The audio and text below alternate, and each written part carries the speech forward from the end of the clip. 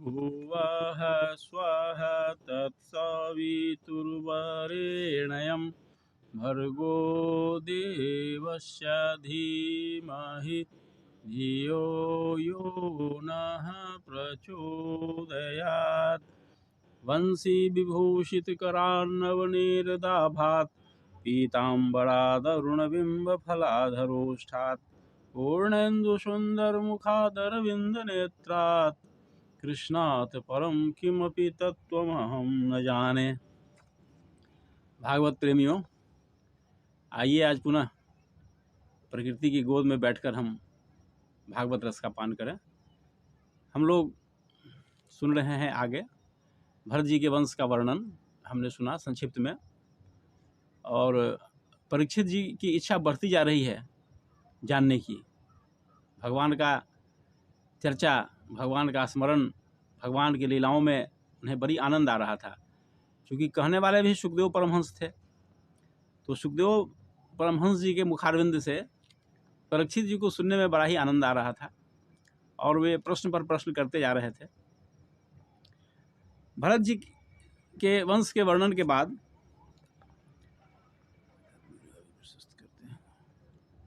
परीक्षित जी ने पूछा, तो सुखदेव परमहंस जी ने भुवन कोश का वर्णन किया।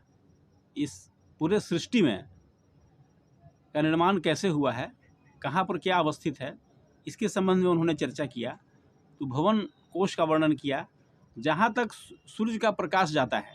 इसको खूब गौर से सुनिएगा, आधुनिक विज्ञान क्या कहता है और हमारा जो अध्यात्म बहुत पहले से है, जो पूर्ण वैज्ञानिक स्वरूप है इसका, इस यहाँ क्या चर्चा है।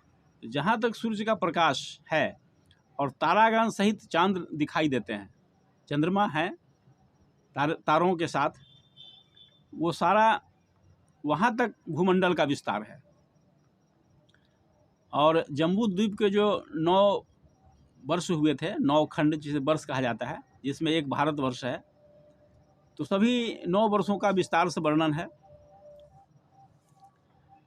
जम्बू द्वीप जो है वो 7 द्वीपों में सबसे भीतर है, सबसे अंदर के कोश में स्थित है। और सभी 9 वर्षों में, जो भी 9 वर्ष हैं, जिस जम्बू द्वीप में के अंदर भारत वर्ष होता है 9 एक खंड में, तो जम्बू द्वीप के 9 खंड हुए। तो उसमें 9 वर्षों में भगवान ने के निवासियों, 9 ग्रह पर जो भी निवासी रहते हैं, उन पर अनुग्रह करने के लिए भगवान समय समय पर अवतार लेते रहते हैं। ये केवल भारतवर्ष में नहीं होता है, ये सभी वर्षों में होता है, सभी 9 वर्षों में, 9 खंडों में होता है।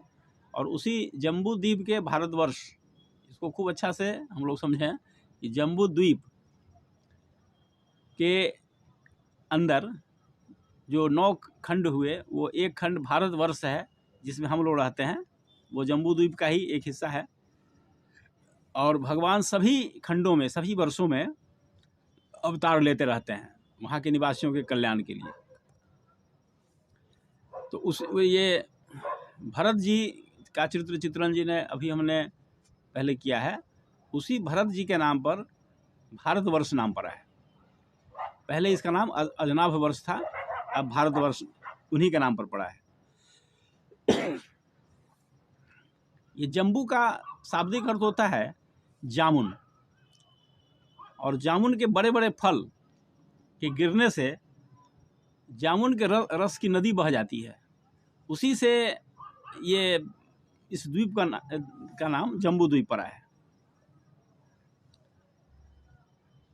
इसके बहुत विस्तार से इसकी चर्चा आगे की गई है।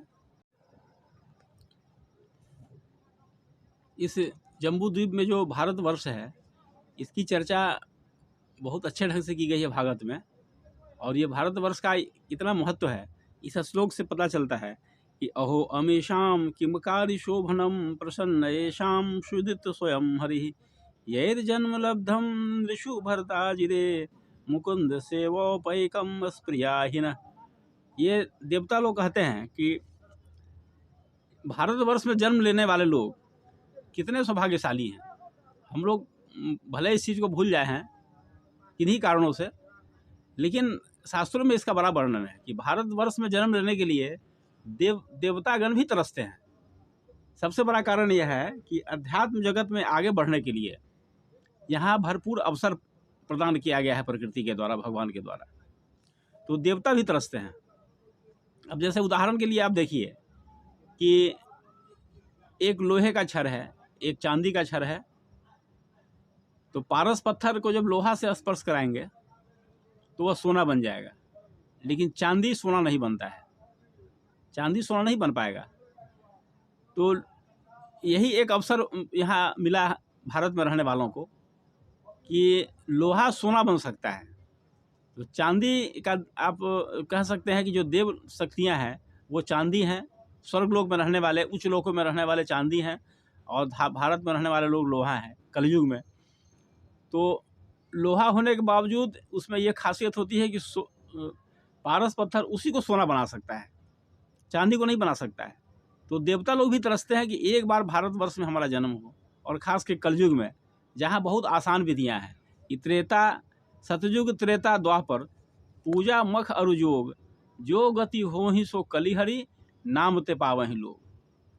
ये कितनी बड़ी बात है कि सतयुग में, त्रेता में और द्वापर में बड़े बड़े साधन करके जिस पद की प्राप्ति होती थी, कलयुग में केवल भगवान के नाम स्मरण से उस पद की प्राप्ति हो जाती है। तो कितना आसान है, और हम लोग कितने सौभाग्यशाली हैं कि भारतवर्ष में हमारा जन्म हुआ है, जहाँ जन्म लेने के लिए देवता भी तरसते हैं। लेकिन अफसोस इस बात की है कि हम इस बात को भूल गए हैं। तो वे देवताओं का कहना है कि थोड़े दिन ही का ही जीवन हो, लेकिन भारतवर्ष में हो। ये उसका महत्व समझ रहे हैं। और हमारा अगर कुछ भी पुण्य, देवता कहते हैं कि अगर हमारा कुछ भी पुण्य बचा हुआ हो तो हे परमात्मा, हमारा जन्म भारतवर्ष में हो, ताकि हमको परम पद की प्राप्ति का हर सुविधा वहाँ मिले। भगवान की कथाएं भारतवर्ष में ही होती है। अब इसका विस्तार भले आगे हो गया हो, और भारतवर्ष कहिए या पृथ्वी लोक कहिए, इस पृथ्वी लोक पर ही भगवान की कथा होती है। मेरे कहने का ये मतलब है कि उच्च लोकों में भगवान की कथा नहीं होती है, वहाँ केवल सुख सुविधाएं लोगों को मिलती है, वहाँ भगवान की कथा नहीं होती है। तो ये सबसे बड़ा अवसर है कि भवबंधन से छूटने का जो अवसर इस पृथ्वी लोक पर है, पृथ्वी लोक में भी भारतवर्ष, वो किसी उच्च लोकों में नहीं है। इसलिए देवता भी तरसते हैं कि भगवान मेरा जन्म हो तो भारतवर्ष में ही हो। आइए हम अपने देश का, अपने संस्कृति का महत्व समझें इस भागवत कथा के माध्यम से, और नई पीढ़ी को भी सिखावें। आइए आज इतना ही। ओम शांति शांति शांति सर्वारिष्ट।